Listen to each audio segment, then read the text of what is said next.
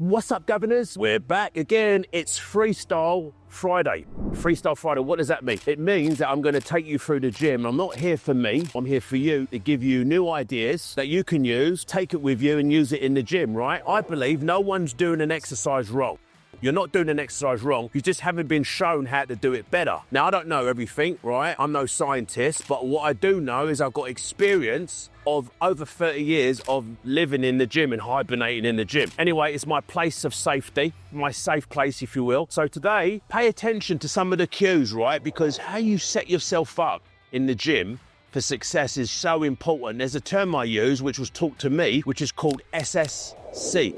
And it stands for good setup, good stability, commence the movement. So I'm going to show you a lot of this stuff today. So hopefully my plan, I pray you get some value from it. Now here's the thing, what I will say, my goal is not to convince you, because a person convinced against their will is of the same opinion still, governor. So we're going to take you through the gym. We're going to go through a freestyle workout. I'm just going to go with the intuition. I know the science boys are watching this. They're going to turn this off because they believe in the sets, the reps. So we're not going to really focus on that. We're just going to do more intuitive. So we're going to start off with some of the exercises that I see in the gym that I believe people can 10x and get more results, because I look at an exercise and I say to myself, if I could show that person a way how they can get more muscle activation out of that exercise, what would they say? My wish is they will say, yes, absolutely, show me. So that's what I'm going to do today. So let's go. We're going to take you through the gym.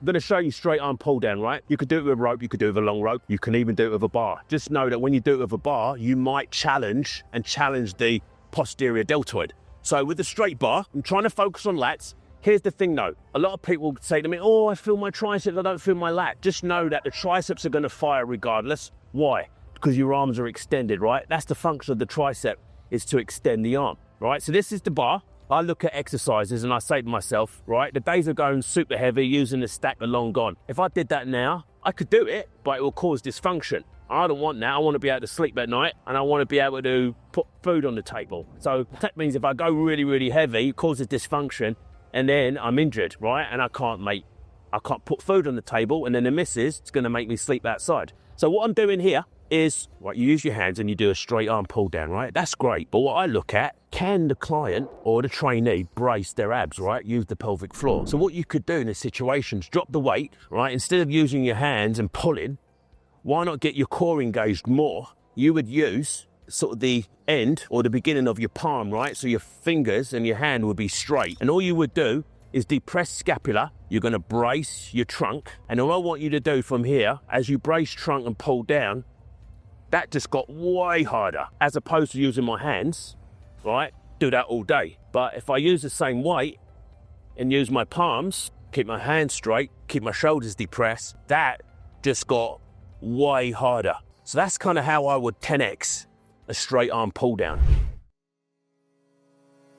I know most people don't have this piece of kit, right? So just use this as a way of using dumbbells for lateral raises. But let's say you do have a machine like this. First thing you've got to do, you see this little mark here? This is called the axis of rotation. And that means your shoulder joint needs to match up with that. And if not, you need to change it. How? Go here, move it up and down. Here we go, Bob's your uncle, we're in line, right? Drop the weight, no ego here. This is going to be all the way down so they touch it. Now, when I see people doing this machine, what they do is you lean back and then you drive away. For me, that goes elsewhere. It starts to go back, right? Rear delt maybe, but I want to hit the medial delt. There's the insertion, right? I want to hit these 5 medial delts. There's 5 of them. So here's what we're going to do. Instead of leaning back and doing that, right, and causing dysfunction, why not get over the top of it? So we've got one foot in front, we're in a staggered stance, right? And all we're doing is we're over the top of it, and then we're just driving away, right? We're driving away. One of my mentors says there's a little green man that's underneath your arm, and when you drive out, the little green man runs out. I don't know why he's green, maybe it's the Hulk. The little man's going to drive down and he's going to drive out and go around to the arms, and he's going to come back. So that's kind of the movement pattern, right? So let's kind of think that on our mind, right? 1 foot forward, set it up, stabilize, brace, and then drive away, right? Get over the top of it. That is so much harder as opposed to this. I could do this all day. The goal is not to make things easier for hypertrophy. The goal is to challenge the muscle and make it more expensive. All right, tricep.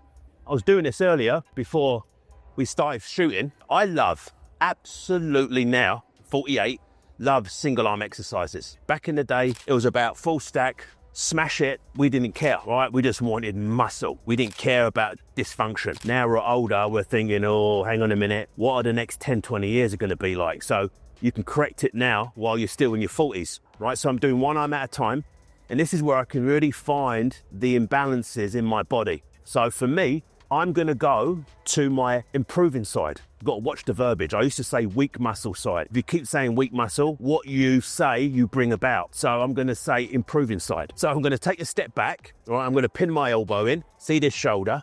When I used to do it back in the day, it was internal rotation and then drive out, all right? Now, I square it up. Stable, brace, extend, elbow. Tabletop with the radius, right? Most men will say, well, what about this top part? Well, you'll get it here, but you'll get less activation at the bottom. Where most of the tension is in this exercise is where you step back, and that is harder here as opposed to there. It's much easier to extend. So what you could do 7 reps, take a step forward, do another 4, right? Till you get tired, do another 3 or 4, do another 2, and just do it like a kind of descending drop set, because it does get easier with every step you take. So it kind of works like a drop set. All right, bicep. So I've done videos back in the day, 15 years ago, 20 years ago, where I would curl 60, 70 pound dumbbells, not to boast, not to brag. I'm coming to you from a humble space. I'm gonna lift, let's say 15, right? Guys are turning this off now, it's not heavy enough. When I look at this exercise now, I look at making a lightweight feel heavy, and I think about wearing an arm blaster. Do you know Arnold Schwarzenegger, where you see that picture of him and he's got the arm blaster, which is kind of these pads that rest on the arms, right? I think of that when I'm doing this exercise. So what that does is it creates in my mind internal stability. What does it mean? So I'm pretending I've got the arm blaster, and as I curl this weight, I'm keeping my upper arms from not moving. I'm not moving. Now, there's a lot of people that argue that you should flex your shoulder a little bit. Why? Because it's short head bicep. It's not a bad thing. You just got to be careful that you don't do too much of it. If you had an arm blaster, you'll kind of look like this, wouldn't it? And that's how you make the bicep work so much harder as opposed to...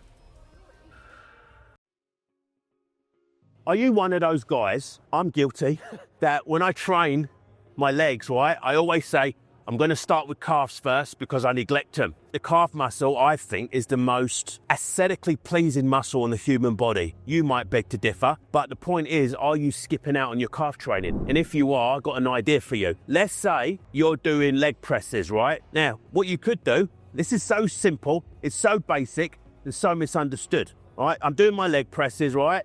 And I'm thinking about skipping calves again, like I did last week and the week before and last year and the year before that. And I'm like, enough's enough. I'm going to do a set of leg presses and I'm going to go straight into doing some calf raises, right? And that way, you've just killed 2 birds with 1 stone. You got your quads in, right? And then you can hit the calves right afterwards. So depending on how many sets you got left, you got 4 sets. Every set you do of leg presses, you would throw in some calf raises. It's a great idea. And that way you haven't missed it, right? And then you're not going to feel guilty, which is a negative energy. It vibrates really, really low. Muscle doesn't know load, but what it does know is tension.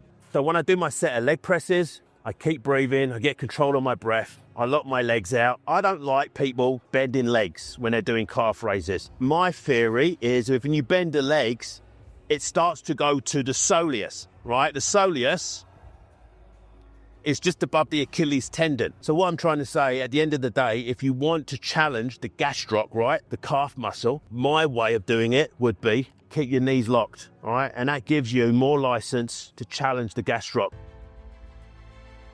I was saying the other day, with all the influencers and everyone's got their own opinion and I've got my own style and all these coaches got their own style and it's brilliant, I love it, right? If we're all the same, how boring would it be? What I'm saying to people is that when you get confused with training, which we all are, right?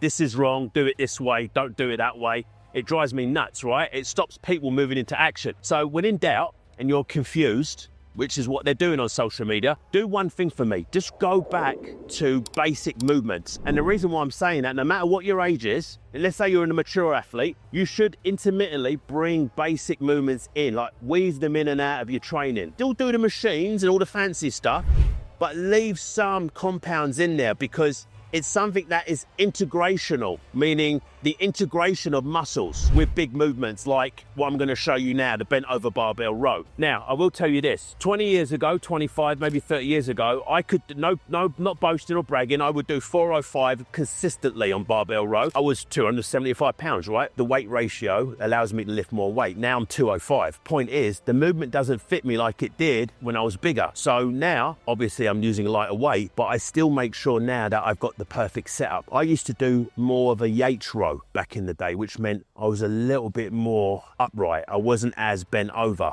I look at this exercise, extremely difficult for the practitioner to get one muscle because it's a big movement, right? It's a big exercise. You can't individualize one muscle on a barbell row. Think of it as the entire posterior chain. So all the guys that want to do all this fancy movements and they do all this with the cable, right, thinking that it's going to grow the lats. It will.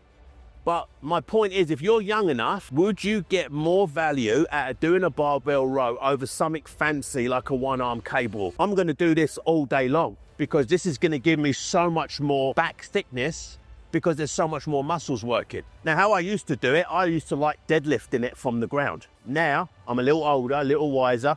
I want to save energy. So what I do now, I put the load on. When I used to do this with Dorian Yates, he taught me, I used to go very wide with my grip. Right, I used to go very wide.